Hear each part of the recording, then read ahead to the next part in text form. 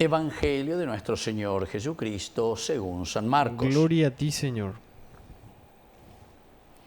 Jesús salió con sus discípulos hacia los poblados de Cesarea de Filipo y en el camino les preguntó: ¿quién dice la gente que soy yo?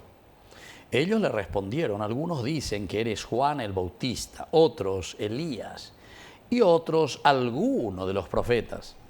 Entonces Jesús les preguntó: ¿y ustedes quién dicen que soy yo? Pedro respondió: tú eres el Mesías. Jesús les ordenó terminantemente que no dijeran nada acerca de él y comenzó a enseñarles que el Hijo del Hombre debía sufrir mucho y ser rechazado por los ancianos, los sumos sacerdotes y los escribas, que debía ser condenado a muerte y resucitar después de 3 días. Y les hablaba de esto con toda claridad.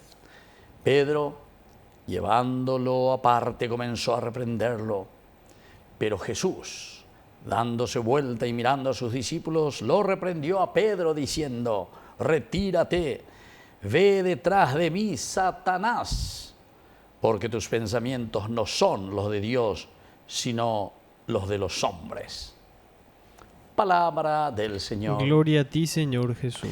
Queridos amigos, este es el momento en el cual nosotros tenemos que, primero, identificar a Jesús. ¿Quién dice la gente que soy yo? Identificación.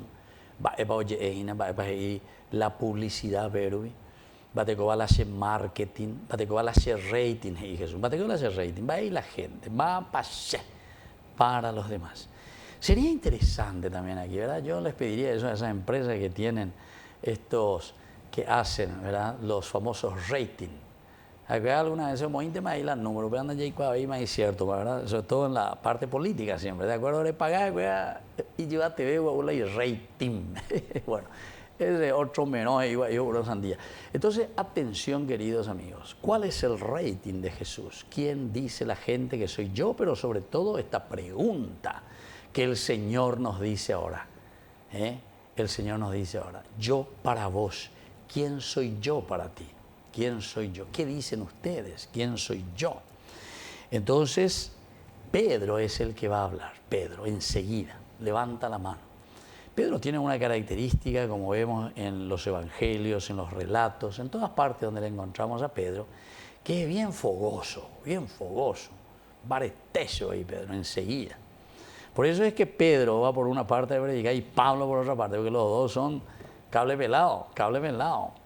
Chispealo, bueno, usted, vos quédate aquí con los judíos, predicando, yo me voy a ir con los paganos, ya que ustedes no me aceptan y no se dan cuenta. Bueno, pero en fin, son estas dos columnas que después incluso le festejamos a los dos, ¿verdad?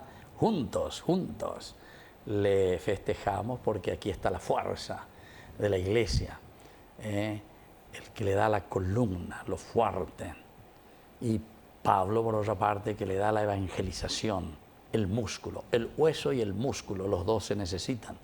El músculo, para que pueda estar en pie y moverse, necesita de los músculos, y los músculos necesitan de los huesos para también estar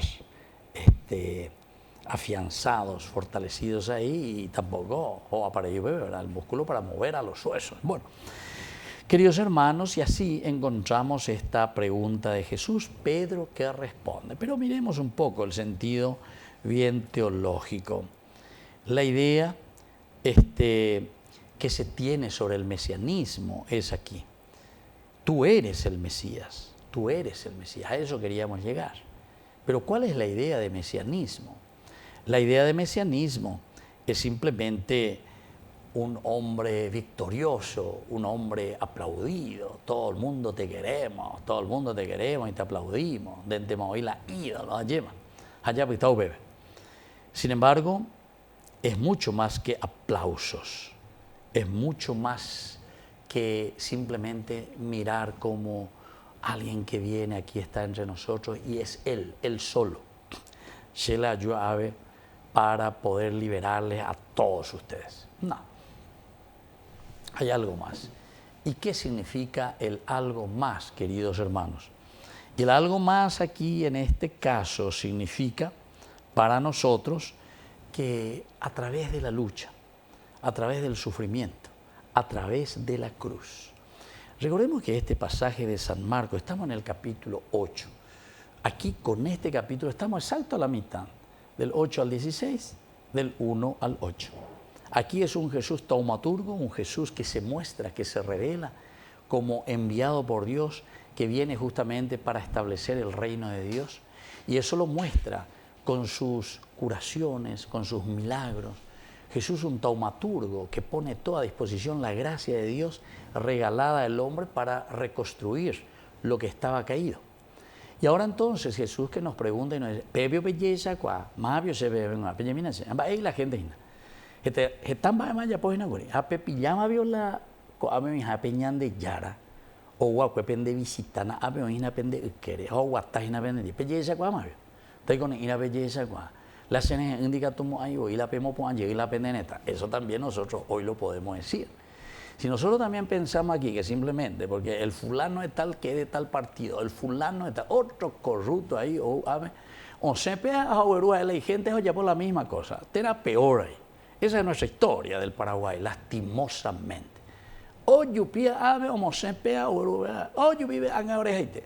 Cada uno utiliza como si fuese esos recursos que tendrían que estar disponibles para todos, lo utilizan para su bolsillo, para su grupo. Nosotros hacemos la ley y ponemos de acuerdo. No me interesa si sube el peaje, no me interesa. Si en año 6 venden 10, a pesar de contra la Constitución, contra la ley, porque sacó, yo soy el ministro, la ministra, que saqué el decreto y que está por encima de todo, ¿entiendes? Así actuamos como si fuésemos nosotros dueños y señores, ¿verdad? No es tuyo, es el pueblo, hay que mirar la gente, el pueblo. Y en todo caso, ¿sabes qué? No hay recursos. Y bueno, hape monda itereínigos, entonces, dos upitiveis más PM, porque este itereínigos es la pe mongaruana en una injusticia. Ani la pe pagabela nepovevi, ani la pe moive, cualquier, ani la pe moive, más de 45.000 empleados, entonces muy piola ya yujupala recursos. Yo me voy a jupata con la gente del pueblo, jamoña, no es alguien del bolsillo, alguien tiene que salir.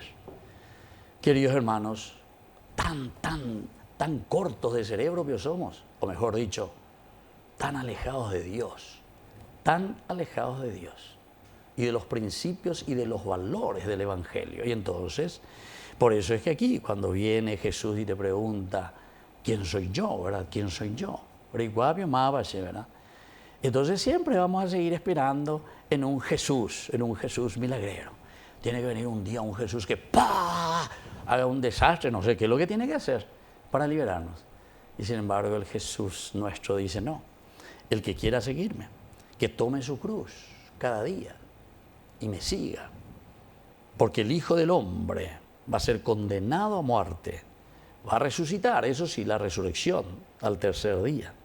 Y les hablaba con toda claridad que este es el camino del cristiano. Pero muchos de nosotros no queremos entender eso.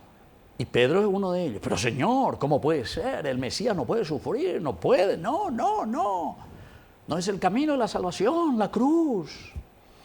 Y Jesús le dice, ¿sabe qué? Pedro, detrás de mí, vos sos mi seguidor. Vos tenés que hacer lo que yo te digo, lo que el Señor. Si él atendo taina, andé va a hacer él andé hipotaja, ella la yella potaina. Sino que el que quiera seguirme, que tome su cruz cada día y me siga. Satanás le dice a Pedro, porque tus pensamientos no son los de Dios, sino los de los hombres. Bueno, vamos a seguir, queridos hermanos, nuestra misa, vamos a pedirle al Señor que nos ilumine y que nos haga entender y que le demos esta respuesta hoy a Dios. ¿Quién es Dios para nosotros? ¿Quién es Jesús para nosotros? ¿Cómo se nos presenta y qué es lo que el Señor nos pide para que hagamos realidad el reino de Dios? Que así sea. Que así sea.